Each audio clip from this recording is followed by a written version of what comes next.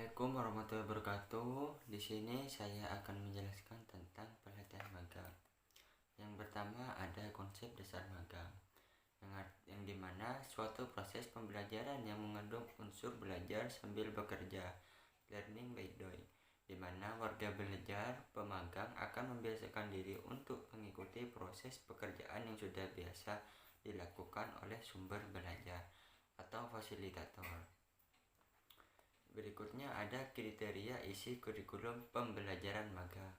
Yang pertama ada kebenaran, yang kedua ada keterkaitan, yang ketiga ada kebermanfaatan, yang keempat ada kebutuhan, yang kelima ada keseimbangan, dan yang terakhir ada keluasan dan kedalaman. Yang selanjutnya ada komponen pembelajaran magang. Yang pertama ada belajar modul mandiri, yang dimana pemagang memperoleh kemampuan dan keterampilan dalam menerapkan materi-materi yang telah dicoba dan dipelajarinya. Yang kedua ada sumber belajar, yang dimana sumber belajar bahan-bahan tertulis, media, dan sumber pembelajaran, namun orang yang ahli terampil yang selalu membimbing peserta. Yang ketiga ada praktik kerja, yang dimana program pembelajaran magang profesional secara khas memiliki suatu penekanan yang kuat terhadap pengalaman yang berorientasi pada kerja. Yang keempat ada strategi personalisasi, yang dimana meningkatkan kemampuan kognitif warga belajar secara individual. Berarti individualisasi pembelajaran yang mencakup respon-respon terhadap perasaan pribadi. Yang kelima ada fasilitas, kelengkapan fasilitas sarana dan prasarana pelajaran, terutama alat-alat praktik yang mendukung terhadap materi pembelajaran merupakan kunci utama bagi tercapainya keberhasilan proses pembelajaran. Yang keenam ada fasilitas komunikasi, suatu cara penyebaran informasi yang melakukan secara terorganisasi, maka saluran-saluran komunikasi yang khusus dapat dipahami di pemagang warga belajar merupakan fasilitas yang diperlukan.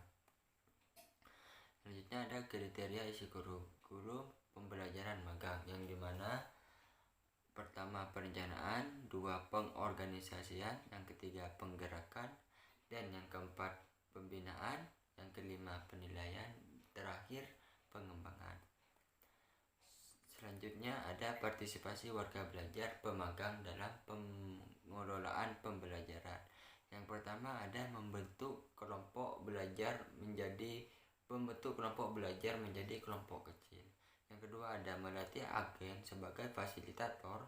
Yang ketiga ada melatih fasilitator sebagai pemimpin partisipatif.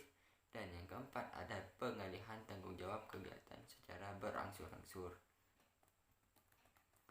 Selanjutnya ada karakteristik warga belajar, yang dimana motivasi berprestasi pemagang. Yang pertama, gerak tingkah laku yang ditandai oleh adanya respon.